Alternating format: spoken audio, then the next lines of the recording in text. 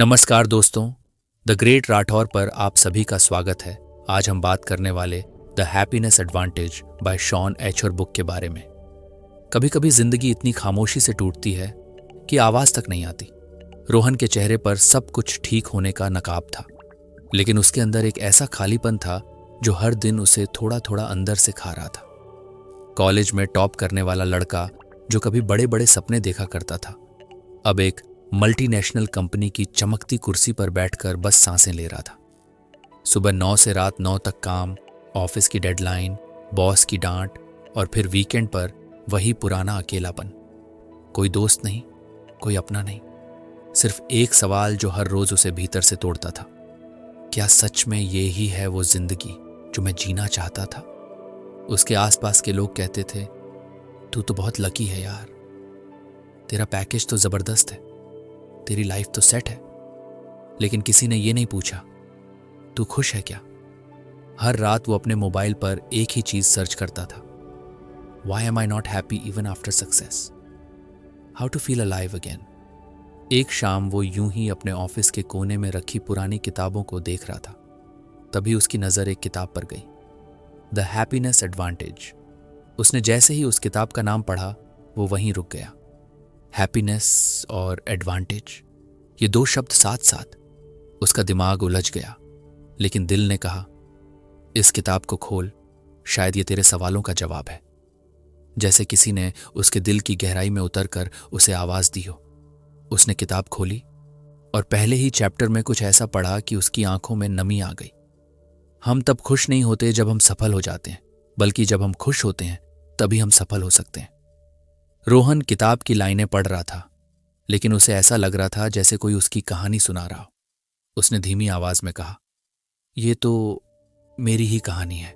रोहन ने जब पहली बार इस बात को समझा कि खुशी सफलता का फल नहीं है, बल्कि उसकी वजह है, तो उसकी सोच पूरी तरह बदल गई। पहले तक वह सोचता था कि जैसे ही उसे बड़ा प्रमोशन मिलेगा या महंगी कार मिलेगी, तभी वह खुश होगा।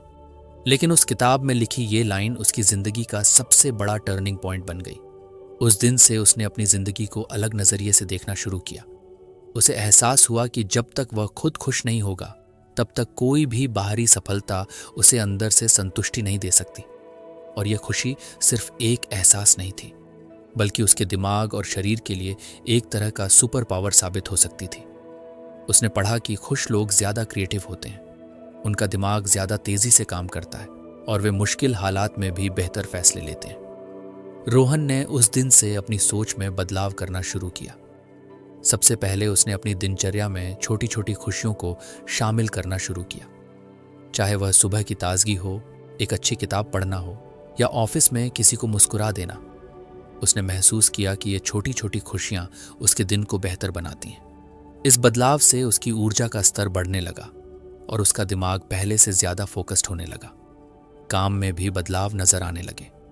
पहले वह ऑफिस की डेडलाइन से डरता था, पर अब वह समस्याओं को नए नजरिए से देखने लगा।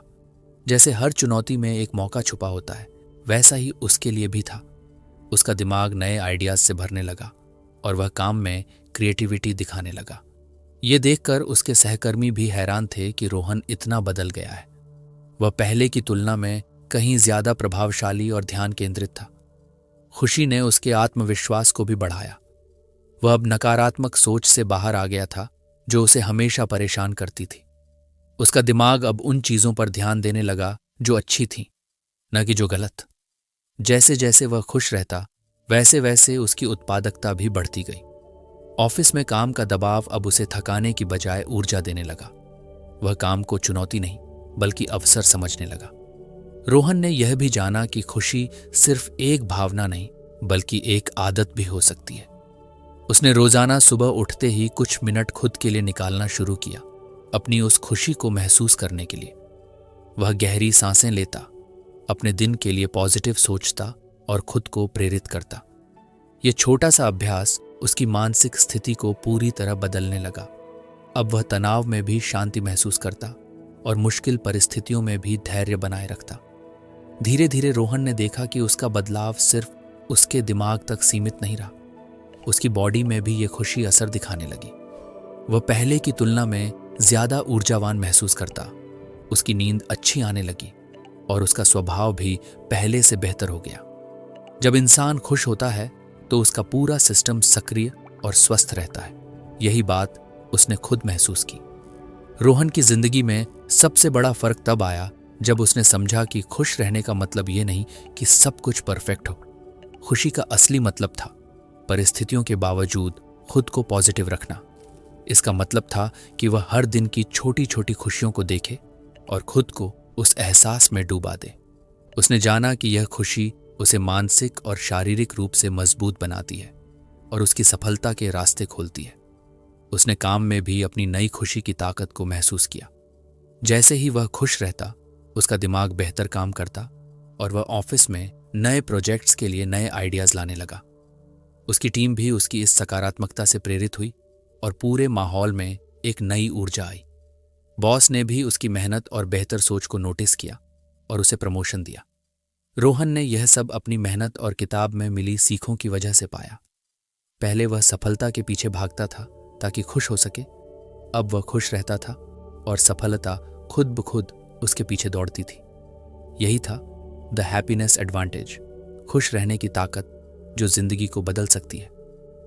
रोहन अब समझ चुका था कि खुश रहना कोई लग्जरी नहीं बल्कि सबसे जरूरी और पहली पूंजी है। खुशी से भरा दिमाग सफलता के लिए एक मजबूत आधार बनता है और इस आधार पर ही उसने अपनी पूरी जिंदगी की नींव फिर से बनाई। अब आपकी बारी है। कोई भी एक ऐसा कमेंट करें जिससे लोगों को प्रेरणा मिले और आप उनके प्रेरणा का स्रोत बने। रोहन की जिंदगी में अब एक नई समझ जागने लगी थी, लेकिन फिर भी अंदर कहीं एक सवाल उसे परेशान करता था। क्या सच में उसकी सोच से उसकी पूरी जिंदगी बदल सकती है? क्या बस नजरिए को बदलना इतना असरदार हो सकता है कि जो मुश्किलें और चुनौतियां उसकी राह में आती हैं वे आसान हो जाएं? इसी सवाल के जवाब की तलाश में उसने द हैप्पीनेस एडवांटेज की अगली सीख पर ध्यान देना शुरू किया, जो उसके लिए किसी रहस्य से कम नहीं थी। वह सीख थी द फुलक्रम एंड द लेवर। यह कहानी रोहन को ऐसे समझाई गई कि जैसे किसी भारी चीज को उठाने के लिए एक लीवर और उस लीवर का फुलक्रम पॉइंट होता है, वैसे ही उसकी सोच, माइंडसेट उसकी जिंदगी को ऊपर उठाने का लीवर है। अगर वह अपने फुलक्रम पॉइंट को सही जगह सेट कर दे तो वह कम ताकत लगाकर भी भारी चीजें उठा सकता है। यानी उसकी सोच और नजरिया ही वह जगह है जो पूरी जिंदगी का तौल तय करता है। रोहन ने इसे गहराई से समझना शुरू किया। उसने सोचा कि अक्सर वह अपनी परेशानियों को बहुत भारी समझता था, जैसे ऑफिस का तनाव, जीवन के छोटे छोटे झगड़े या अपने भविष्य की चिंता। वह उन सब पर इतना ज्यादा फोकस करता था कि उन्हें हर समय अपनी सोच की सीढ़ी पर सबसे ऊपर रखता था। इसी वजह से उसकी ऊर्जा खत्म हो जाती थी और वो असफलता की तरफ बढ़ जाता था। लेकिन अब उसने जाना कि अगर वह अपने नजरिए को थोड़ा भी बदले तो वे परेशानियां इतनी भारी नहीं लगेंगी। वह अपनी सोच के उस फुलक्रम पॉइंट को थोड़ा ऊपर या नीचे कर सकता है, जिससे वही चीजें उसके लिए आसान या कठिन बन जाएंगी। ये सब कुछ उसकी अपनी सोच की ताकत पर निर्भर करता था। जैसे लीवर का सही इस्तेमाल भारी पत्थर को हल्का कर देता है, वैसे ही सही नजरिए से जिंदगी के बड़े बड़े बोझ भी हल्के लगने लगते थे। रोहन ने इस सिद्धांत को अपनी जिंदगी में आजमाने की ठानी। उसने अपने दिमाग को लगातार यह याद दिलाना शुरू किया कि मुश्किलें उसके रास्ते में बाधा नहीं, बल्कि उसे और मजबूत बनाने वाले कदम हैं। जब भी वह कोई तनाव या समस्या महसूस करता, वह खुद से कहता, ये एक अवसर है, इस चुनौती से मैं कुछ नया सीख सकता हूँ। धीरे धीरे उसने महसूस किया कि जब उसका नजरिया बदला तो उसके फैसले भी बदलने लगे। पहले वह छोटी छोटी बातों पर घबराता या निराश हो जाता था, पर अब वह हर समस्या को हल करने के लिए शांत और समझदारी से सोचने लगा। जैसे उसकी सोच का फुलक्रम पॉइंट कहीं और सेट हो गया हो, जिसने उसकी ऊर्जा और उत्साह को दोगुना कर दिया। इसके साथ ही उसने यह भी जाना कि यह बदलाव कोई जादू से नहीं, बल्कि लगातार अभ्यास और धैर्य से आता है। शुरुआत में तो उसका दिमाग फिर भी पुरानी नकारात्मक सोच पर वापस जाने की कोशिश करता, लेकिन रोहन ने हार नहीं मानी। उसने हर दिन खुद को यह बताने का नियम बनाया, मैं अपने नजरिए को बदल सकता हूं और मैं बदल रहा हूं। जैसे जैसे यह आदत उसकी जिंदगी में गहराती गई, उसकी समस्याएं उसके लिए कम बोझिल लगने लगी। ऑफिस की डेडलाइन अब डरावनी नहीं रही। घर के झगड़े उसकी खुशी नहीं छीनी। वह समझ चुका था कि उसकी सोच उसका सबसे बड़ा हथियार है। एक बार उसने अपने नजरिए को सही जगह पर सेट कर लिया तो मुश्किलें उसके लिए अवसर बन गईं। रोहन ने इस सीख को अपने दोस्तों और परिवार के साथ भी साझा किया। उसने बताया कि हम अपनी सोच को बदलकर न सिर्फ अपने मूड को नियंत्रित कर सकते हैं बल्कि अपनी पूरी जिंदगी को एक नया रंग दे सकते हैं। ये कोई भी जादू या भाग्य की बात नहीं, बल्कि खुद की सोच को समझदारी से दिशा देने की कला है। अब रोहन की जिंदगी में एक नई ताकत थी। वह अपनी सोच को लेकर चुस्त और सजग था। उसकी सोच ने उसे एक ऐसा लीवर दिया था जिससे वह अपने जीवन के बड़े बड़े पत्थरों को आसानी से उठाने लगा। यही था उसका नया नजरिया जो उसे रोज नई ऊर्जा और प्रेरणा देता। इस तरह रोहन ने जाना कि अपनी सोच बदलना कोई आसान काम नहीं, लेकिन संभव है, और यही बदलाव उसकी जिंदगी की दिशा पूरी तरह बदल सकता है। जब सोच बदलती है तो जिंदगी खुद ब खुद बदल जाती है। रोहन के लिए यह एक खुला दरवाजा था जिसके पीछे नई संभावनाएं और खुशियां उसका इंतजार कर रही थीं। रोहन ने अब समझ लिया था कि उसकी सोच की ताकत उसके जीवन को बदलने में कितनी बड़ी भूमिका निभा सकती है। लेकिन फिर भी वह जानना चाहता था कि इस सकारात्मक सोच को वह अपनी रोजमर्रा की आदतों में कैसे शामिल कर सकता है ताकि वह हमेशा खुश और फोकस्ड रह सके। तभी उसे द हैप्पीनेस एडवांटेज की एक और महत्वपूर्ण सीख मिली, जिसे पढ़कर उसकी दुनिया और भी रंगीन हो गई। The Tetris effect. ये नाम सुनते ही रोहन के दिमाग में बचपन का वह खेल टेट्रिस घूमने लगा, जिसमें अलग अलग आकार की चीजें स्क्रीन पर नीचे गिरती हैं और हमें उन्हें फिट करना होता है। उसने पढ़ा कि जब कोई व्यक्ति लंबे समय तक टेट्रिस खेलता है तो उसका दिमाग हर जगह टेट्रिस के पैटर्न ढूंढने लगता है, चाहे वह रास्ते पर पड़े पत्थर हों या ऑफिस के फाइलों के ढेर। यानी उसका दिमाग एक खास पैटर्न को पहचानने और ढालने की आदत बना लेता है। रोहन ने इस बात पर गौर किया और सोचा, क्या अगर वह अपने दिमाग को ऐसा ही पॉजिटिव पैटर्न ढूंढने और बनाने के लिए प्रशिक्षित करे? क्या अगर वह हर दिन अपने आसपास की अच्छी चीजों पर ध्यान केंद्रित करे तो उसकी सोच खुद ब खुद खुशहाल और ऊर्जा से भर जाएगी। यही तो द टेट्रिस इफेक्ट की असली ताकत थी, अपने दिमाग को पॉजिटिव चीजों को पहचानने और उसमें ही डूबे रहने के लिए प्रशिक्षित करना। उसने इस सीख को अपनी जिंदगी में उतारने की ठानी। सबसे पहले उसने अपनी दिनचर्या में छोटी छोटी खुशियों को तलाशना शुरू किया, जैसे सुबह की धूप में गर्माहट महसूस करना, किसी का मुस्कुराना देखना या ऑफिस में किसी के काम की तारीफ सुनना। रोहन ने हर दिन कम से कम 3 ऐसी बातें नोट करनी शुरू कर दी जो उसे अच्छा महसूस कराती थी। इस छोटे से अभ्यास ने उसके दिमाग को बदलना शुरू कर दिया। धीरे धीरे रोहन ने पाया कि अब वह हर परिस्थिति में पॉजिटिव पहलुओं को खोजने लगा था, चाहे ऑफिस में कोई चुनौती हो या घर में कोई झगड़ा। उसका दिमाग सबसे पहले समाधान और अच्छा पक्ष खोजने लगा। इस सोच ने उसे तनाव और नकारात्मकता से दूर रखा और उसने महसूस किया कि वह हर दिन ज्यादा खुश और आश्वस्त रहता है। रोहन की यह आदत इतना गहरा असर करने लगी कि उसका दिमाग अब सचमुच पॉजिटिव पैटर्न्स पर स्विच हो गया था। जैसे टेट्रिस के खिलाड़ी को हर जगह टेट्रिस के ब्लॉक्स नजर आते हैं, वैसे ही रोहन को हर जगह खुशियां और अवसर दिखने लगे। ये सोच उसकी पूरी जिंदगी का नजरिया बदल गई। उसने यह भी समझा कि दिमाग को इस तरह से प्रोग्राम करने के लिए रोजाना अभ्यास करना जरूरी था। जैसे टेट्रिस खेलने से खिलाड़ी की आदत बन जाती है, वैसे ही रोजाना पॉजिटिव चीजों को खोजने की आदत भी बननी चाहिए। उसने मोबाइल और कंप्यूटर से ब्रेक लेकर सचेत होकर अपने आसपास की दुनिया को समझना शुरू किया और अपनी खुशी के लिए खुद जिम्मेदार बन गया। रोहन ने इस प्रक्रिया को अपने दोस्तों के साथ भी साझा किया। उसने उन्हें बताया कि हम अक्सर नकारात्मक खबरों, आलोचनाओं और समस्याओं को ज्यादा ध्यान देते हैं, लेकिन अगर हम अपनी सोच को पॉजिटिव चीजों पर फोकस करें तो हमारा दिमाग खुश रहने के लिए खुद को प्रोग्राम कर लेता है। ये बदलाव इतना असरदार होता है कि हमारी जिंदगी में छोटे छोटे बदलाव भी बड़े फायदे ला सकते हैं। अब रोहन के लिए मुश्किल हालात भी डराने वाले नहीं थे। उसका दिमाग हमेशा अच्छे पैटर्न्स को खोजता और उस पर टिके रहने की कोशिश करता। इससे उसकी मानसिक शक्ति बढ़ी और वह हर दिन खुद को ज्यादा खुश और सफल महसूस करने लगा। उसकी यह नई आदत उसकी जिंदगी को एक नई दिशा दे रही थी। इस तरह रोहन ने जाना कि हम अपने दिमाग को ट्रेनिंग दे सकते हैं ताकि वह पॉजिटिव चीज़ें ही देखे और हमारी जिंदगी को खुशियों से भर दे। द टेट्रिस इफेक्ट ने उसे ये सिखाया कि खुशी सिर्फ एक भावना नहीं बल्कि एक चुनी हुई आदत है जिसे हम अपनी सोच के जरिए रोजाना बना सकते हैं।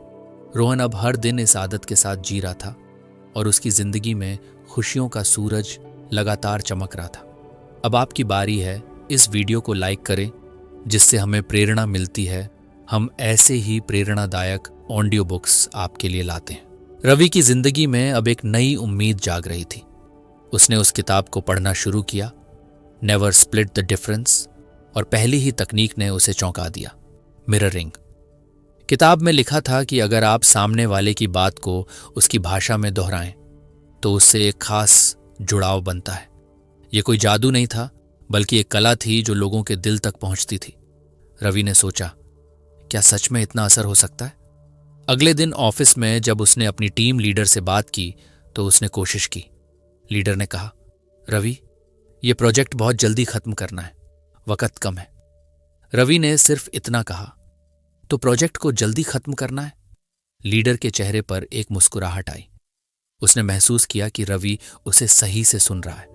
छोटी सी बात थी, लेकिन रवि को लगा कि अब कुछ बदलने लगा है। उसने देखा कि जब वह सामने वाले की बात को दोहराता है तो वे सहज हो जाते हैं, अपनी बात और खुलकर कहते हैं। रवि ने धीरे धीरे इस तकनीक को हर बातचीत में इस्तेमाल करना शुरू किया। कभी क्लाइंट के साथ मीटिंग हो तो क्लाइंट जो चिंताएं जाहिर करता, रवि बस उनकी बात को दोहराता बिना कोई बहस किए। इससे क्लाइंट को लगने लगता कि रवि सच में उनकी बात समझता है। इससे रिश्ता मजबूत होता गया और क्लाइंट भी रवि की बातों को ज्यादा गंभीरता से सुनने लगे। ऑफिस में भी जब कोई शिकायत करता, रवि उनकी बात को दोहराता, जिससे सामने वाला खुद को माना हुआ महसूस करता। एक दिन ऑफिस में बड़ी मीटिंग थी। रवि को एक मुश्किल क्लाइंट से डील करनी थी जो हमेशा झुकता नहीं था। क्लाइंट ने कहा, हमको ये प्राइस बहुत ज्यादा लग रही है, हम कम चाहते हैं। रवि ने जवाब दिया, तो आप चाहते हैं कि प्राइस कम हो?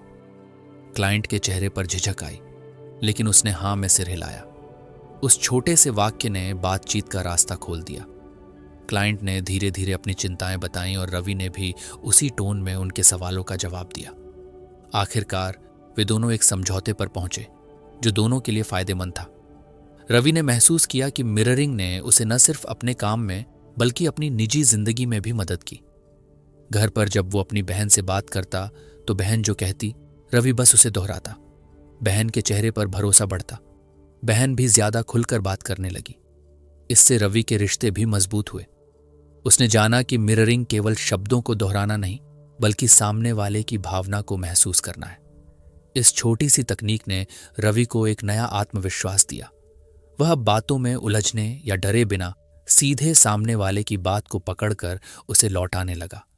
इससे बातचीत में स्पष्टता आई और लोगों के दिल में रवि के लिए सम्मान बढ़ा। उसे समझ आया कि असली नेगोशिएशन केवल मांगने या दबाव डालने का नाम नहीं बल्कि सामने वाले के साथ जुड़ने का हुनर है। रवि की जिंदगी में पहली बार ऐसा लगा कि उसने नेगोशिएशन का पहला कदम सही से उठाया है। मिररिंग की ताकत ने उसे समझाया कि जब आप किसी की बात को सच में सुनते हो और उसे वापस करते हो तो वह इंसान खुद को महत्व महसूस करता है। और यही वो बेसिक स्ट्रैटेजी थी जो बाद में उसके पूरे नेगोशिएशन के सफर की नींव बनी। अब रवि के पास एक नई ताकत थी जो उसे हर बातचीत में इस्तेमाल करनी थी। मिररिंग ने उसे दिखा दिया कि नेगोशिएशन कोई लड़ाई नहीं बल्कि समझदारी से बात करने की कला है। उसने ठाना कि वो इस छोटे से कदम से अपनी जिंदगी को बदल देगा। रवि अब नेगोशिएशन की इस पहली सीढ़ी पर मजबूती से खड़ा था और उसके सामने नई दुनिया खुल रही थी जहां वो अपने हक की आवाज को बिना डरे, बिना झुके बुलंद कर सकता था। उस प्रोजेक्ट की जीत के बाद रोहन को लगा था कि अब जिंदगी की रफ्तार उसके कंट्रोल में है, लेकिन फिर वही हुआ जो अक्सर होता है। जिंदगी ने एक नया इम्तिहान सामने खड़ा कर दिया। इस बार उसे एक साथ 3 बड़े क्लाइंट्स की जिम्मेदारी दे दी गई। अलग अलग डेडलाइंस, अलग अलग टीमें और हर तरफ से उम्मीदों का बोझ। शुरुआत में उसे लगा कि वो सब संभाल लेगा, लेकिन जैसे जैसे दिन बीतते गए वह दबाव में आने लगा। हर मीटिंग में एक नया टास्क जुड़ जाता हर टीम में कोई ना कोई अड़चन निकल आती। एक वक्त ऐसा आया जब वो ऑफिस के कोने में बैठकर खुद से बुदबुदाने लगा, मुझसे नहीं होगा अब, ये सब बहुत ज्यादा है, मैं फिर से फेल हो जाऊंगा। लेकिन उस रात जब थक हार कर वो घर लौटा और द हैप्पीनेस एडवांटेज की किताब एक बार फिर खोली, तो उसकी नजर रुकी द ज़ोरो सर्कल पर। किताब में लिखा था कि जब जिंदगी हमारे काबू से बाहर लगने लगे तो हमें वही करना चाहिए जो ज़ोरो ने किया। अपनी सीमाएं छोटी करो और वहीं से कंट्रोल वापस लो।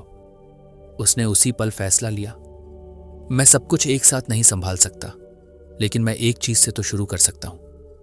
अगली सुबह रोहन ने सबसे पहले अपनी टेबल पर 3 पेपर चिपका दिए, हर क्लाइंट के लिए एक, और हर पेपर पर सिर्फ एक सवाल लिखा, आज मुझे बस क्या एक चीज करनी है जो प्रोग्रेस की तरफ बढ़ाएगी।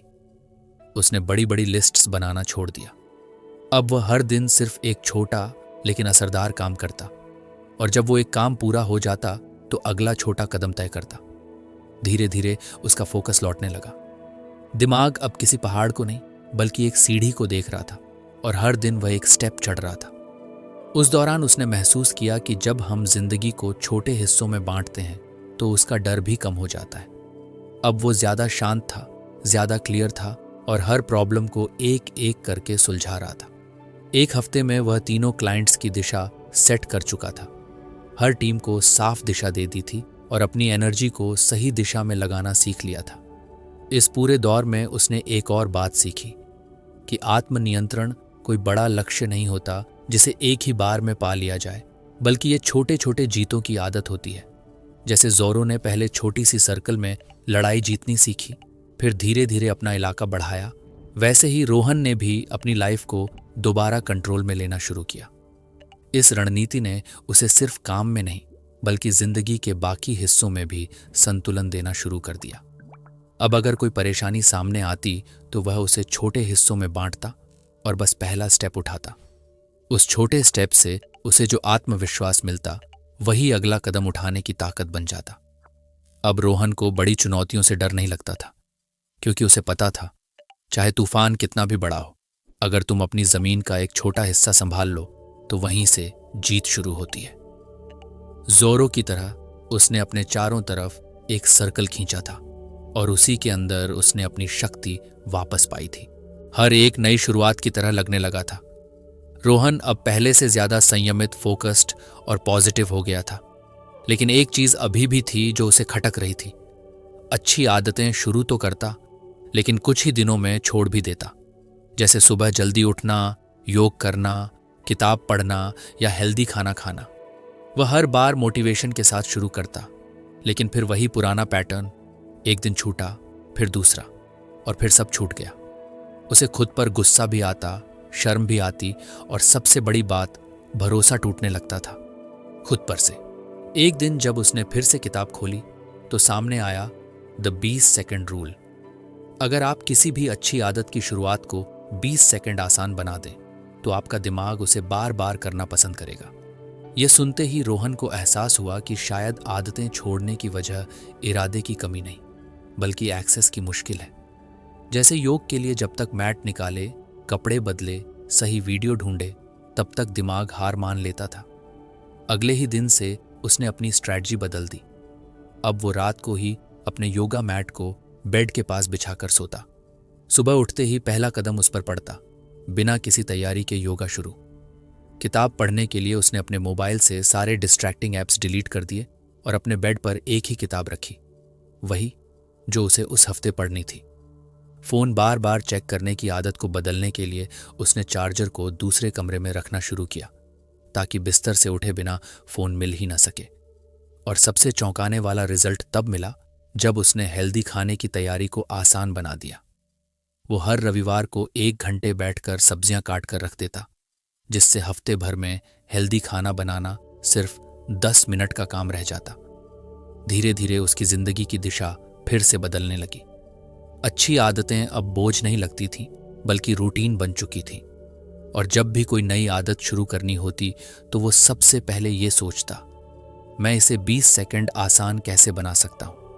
एक शाम जब उसने बालकनी में बैठकर अपनी जर्नल में ये सब लिखते हुए देखा कि अब उसे जिम जाने के लिए खुद को ज्यादा मनाना नहीं पड़ता। किताबें पढ़ना अब मजबूरी नहीं बल्कि रोज की जरूरत बन गई है। तो उसने एक मुस्कुराहट के साथ एक लाइन लिखी, अब मैं खुद से झूठ नहीं बोलता, मैं वही करता हूं जो मैं चाहता हूं। अब रोहन की जीत सिर्फ बाहरी नहीं थी, वो खुद के साथ जो कंसिस्टेंसी और कमिटमेंट जी रहा था वही असली संतोष दे रहा था। और ये सब शुरू हुआ था एक छोटे से नियम से, हर अच्छी चीज को 20 सेकंड आसान बनाओ।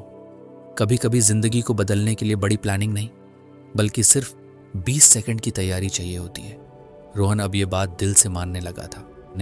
धीरे धीरे रोहन की आदतें बदलने लगी थी। वो पहले से ज्यादा शांत, स्थिर और क्लियर महसूस कर रहा था। लेकिन एक शाम जब वो अपने ऑफिस से लौट रहा था तो रास्ते में कुछ अजीब सा महसूस हुआ। सड़कें वहीं थीं, शहर वहीं था, पर उसके भीतर एक खालीपन सा था। रात को उसने बालकनी में बैठकर खुद से एक सवाल पूछा, मैं तो सब कुछ ठीक कर रहा हूं, फिर भी कभी कभी इतना अकेला क्यों महसूस करता हूं। वो किताब का अगला चैप्टर खोलता है, सोशल इन्वेस्टमेंट। शब्द सीधे दिल में उतरते हैं। खुशी की असली जड़ हमारे रिश्तों में होती है। जितना ज्यादा हम लोगों से जुड़े होते हैं उतना ही ज्यादा हम स्ट्रेस को झेल सकते हैं और उतनी ही जल्दी रिकवर भी कर सकते हैं। उसे याद आया कि कितने हफ्तों से उसने अपने बचपन के दोस्त अर्जुन को कॉल नहीं किया था।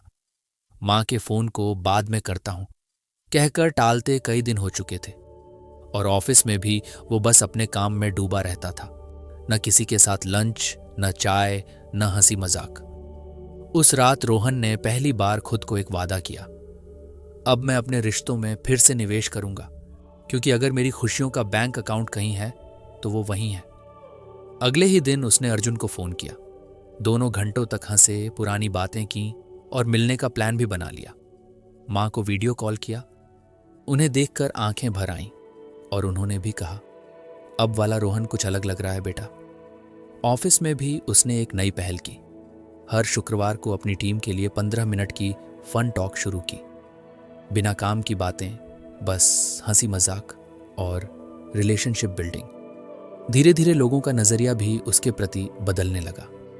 हफ्ते में एक दिन वो अपनी भतीजी के स्कूल जाता, उसे पार्क ले जाता, खिलखिलाता, दौड़ता। और तब समझ में आया कि असली खुशी देने वाला मोमेंट फोन में नहीं, इंसानों में छुपा होता है। कभी जो चुपचाप डिनर करता था अब परिवार के साथ बैठकर खाना खाने लगा। टीवी बंद, मोबाइल दूर, सिर्फ बातें, मुस्कान और साथ का सुकून। रोहन की जिंदगी अब एक नई तरह की गहराई में उतरने लगी थी। जहां पहले वो खुद को अकेले ही सारे जवाब देने की कोशिश करता था, अब वो जान गया था कि कभी कभी जवाब रिश्तों के बीच मिलते हैं, किसी की मुस्कान में, किसी के गले लगने में, किसी की बातों में। अब उसे समझ आ गया था कि अकेले सफल हो जाना असली जीत नहीं, बल्कि उनके साथ सफल होना जो आपकी परवाह करते हैं वो असली हकीकत है। और तब एक दिन जब उसने अपने पापा के साथ चाय पीते हुए अचानक कहा, पापा थैंक यू कि आप हमेशा मेरे साथ थे, तो वो सिर्फ उनके लिए नहीं, खुद के लिए भी कह रहा था। क्योंकि अब वो जान चुका था कि असली खुशी मिलती है जब हम लोगों को खोने से पहले उन्हें अपना बना लें। अब रोहन की डायरी में एक नई लाइन जुड़ चुकी थी, खुश रहने का सबसे स्मार्ट निवेश है इंसानों में इन्वेस्ट करना। ऑफिस अब पहले जैसा नहीं था। पहले जहां रोहन सुबह सुबह सिर्फ टाइम पास करने के लिए आता था, अब वहां वो एक अलग ऊर्जा के साथ पहुंचता था। उसका चेहरा पहले से ज्यादा शांत और आत्मविश्वास से भरा होता था।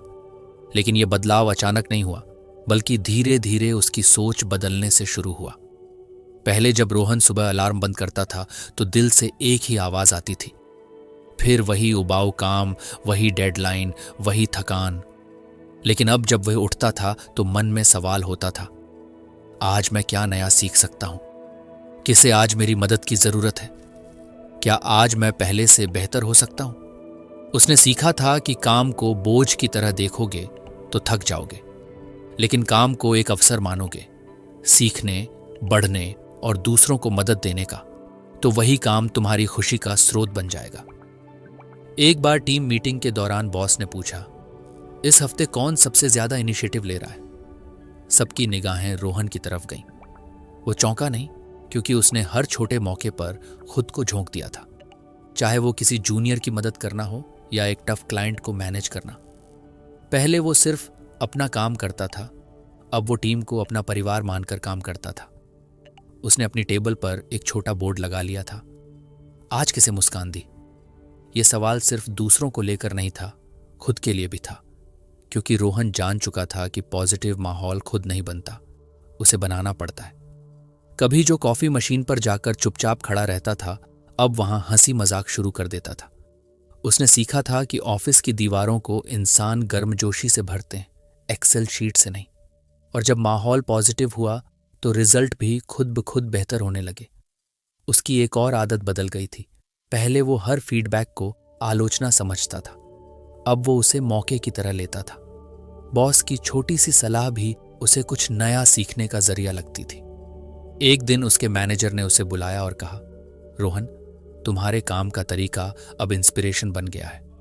उस दिन रोहन ने खुद से कहा, काम वही है, ऑफिस वही है, लोग वही हैं, बदला हूं तो सिर्फ मैं, और यही है असली हैप्पीनेस एडवांटेज। अब वो जान गया था कि खुश होकर काम करने से सिर्फ खुद का ही नहीं, पूरी टीम का लेवल ऊपर उठता है। जब आप काम में खुशी खोजते हो तो वो काम आपकी पहचान बन जाता है। और रोहन की पहचान अब सिर्फ एक एम्प्लॉय की नहीं रही, वो एक पॉजिटिव कल्चर लाने वाला लीडर बन चुका था।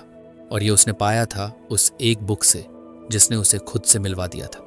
रोहन की जिंदगी अब उस मोड़ पर थी जहां वह खुद को पहले से कहीं ज्यादा मजबूत, आत्मविश्वासी और स्थिर महसूस करता था। लेकिन जिंदगी कब किसी को परखने का मौका छोड़ती है। एक दिन ऑफिस से घर लौटते वक्त उसे एक कॉल आया। उसकी मां की तबीयत अचानक बिगड़ गई थी। अगले ही पल वह अस्पताल की ओर भाग रहा था। दिल की धड़कनों में डर और दिमाग में अनगिनत सोचों का तूफान था। अस्पताल में अगले कुछ दिन जैसे ठहर गए थे। डॉक्टरों की चिंता, रिपोर्ट्स की अनिश्चितता और नींद से भरी रातें। इन सब के बीच एक पल ऐसा भी था जब रोहन खुद से लड़ रहा था। वही पुराना रोहन होता तो शायद टूट गया होता, लेकिन अब उसने खुद को पॉजिटिव रखने की कसम खाई थी।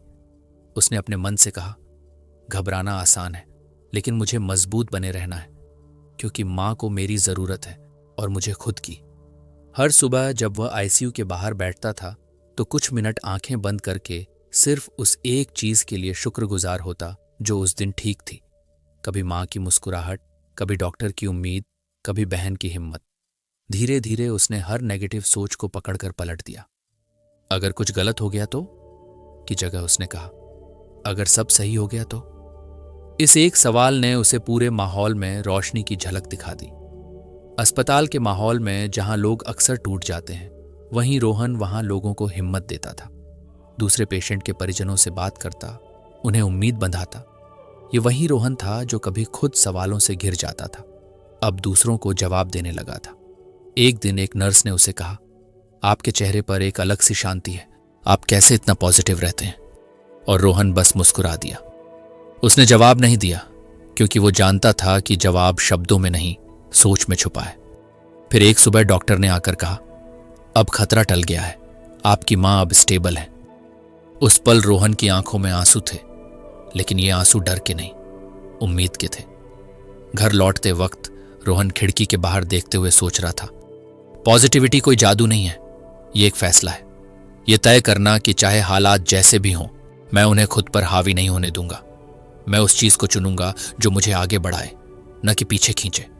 उस मुश्किल दौर ने रोहन को यह सिखा दिया कि पॉजिटिव सोच का मतलब ये नहीं कि आप अंधे होकर सब कुछ अच्छा मान लें, बल्कि ये कि आप चुनौतियों के बीच भी उस रास्ते को देखें जिससे आप और मजबूत होकर निकल सकते हैं। और अब जब कभी कोई मुश्किल आती है, रोहन मुस्कुराते हुए कहता है, चलो देखते हैं ये चुनौती मुझे कितना बड़ा बनाती है।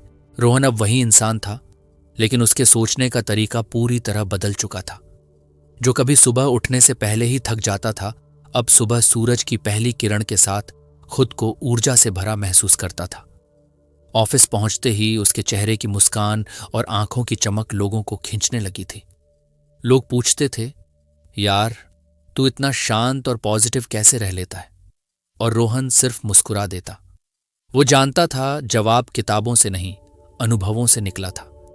धीरे धीरे उसके ऑफिस में बदलाव आने लगा। जहां पहले काम का माहौल भारी लगता था, वहां अब हल्के फुल्के मजाक और सहयोग की भावना फैलने लगी थी। जो सहकर्मी पहले रोहन से सिर्फ काम के लिए बात करते थे, अब चाय ब्रेक में उसकी कहानियां सुनते थे। उसकी माँ की रिकवरी, उसके छोटे छोटे थैंकफुलनेस रिचुअल्स, उसकी मॉर्निंग पॉजिटिविटी जर्नलिंग। और हैरानी की बात यह थी कि कुछ दिनों बाद उन्होंने भी वही आदतें अपनानी शुरू कर दी। एक दिन जब उसकी टीम का एक नया मेंबर लक्ष्य में बार बार फेल हो रहा था और खुद को दोष दे रहा था, तब रोहन ने उसे पास बुलाया और कहा, तू फेल नहीं हुआ है, तू सीख रहा है। गिरना गलत नहीं है, लेकिन उठना जरूरी है। वो शब्द जैसे सीधे उस टीम मेंबर के दिल में उतर गए। कुछ ही हफ्तों में उसकी परफॉर्मेंस में बदलाव दिखने लगा। फिर एक और दिन जब ऑफिस की मीटिंग में बॉस ने पूरी टीम के सामने कहा, इस टीम में जो एनर्जी और यूनिटी आई है, उसका क्रेडिट अगर किसी को जाता है तो वो है रोहन। तुम सिर्फ खुद को नहीं बदले, बल्कि सबके सोचने के तरीके को बदल दिया। वो पल रोहन के लिए किसी अवार्ड से कम नहीं था। उसे समझ आ गया था कि जब इंसान अपनी सोच, अपनी एनर्जी और अपने दृष्टिकोण को बदलता है, तो उसका असर सिर्फ उसकी जिंदगी पर नहीं, बल्कि दूसरों की जिंदगी पर भी होता है। ये था रिपल इफेक्ट, एक इंसान की पॉजिटिविटी की लहरें जो चारों तरफ फैलती हैं। अब रोहन के पास वो सब कुछ था जिसकी उसे जरूरत थी। सुकून, संतुलन और वो आत्मविश्वास कि चाहे जिंदगी कुछ भी फेंके, वो हर बार पहले से बेहतर होकर उभरेगा। लेकिन इससे भी बड़ी बात थी कि उसने खुद को पाकर दूसरों को भी राह दिखाई। एक समय था जब रोहन खुद अंदर ही अंदर टूट रहा था और आज वो दूसरों की हिम्मत बन गया था। उसने एक साधारण किताब उठाई थी, लेकिन उस किताब ने उसकी सोच की बुनियाद हिला दी और आज वही सोच उसका सबसे बड़ा हथियार बन चुकी थी। अगर आप भी रोहन की तरह अपनी सोच को पॉजिटिविटी से रीप्रोग्राम करना चाहते हैं, अगर आप चाहते हैं कि आपकी खुशी सिर्फ आपकी नहीं रहे बल्कि दूसरों की भी प्रेरणा बने, तो इस वीडियो को अपने उन दोस्तों के साथ शेयर कीजिए जो आज टूटे हुए हैं, जो बदलाव चाहते हैं लेकिन शुरुआत नहीं कर पा रहे। और हाँ, ऐसे ही जीवन बदलने वाली ऑडियो बुक के लिए हमारे चैनल द ग्रेट राठौर को सब्सक्राइब जरूर करिए।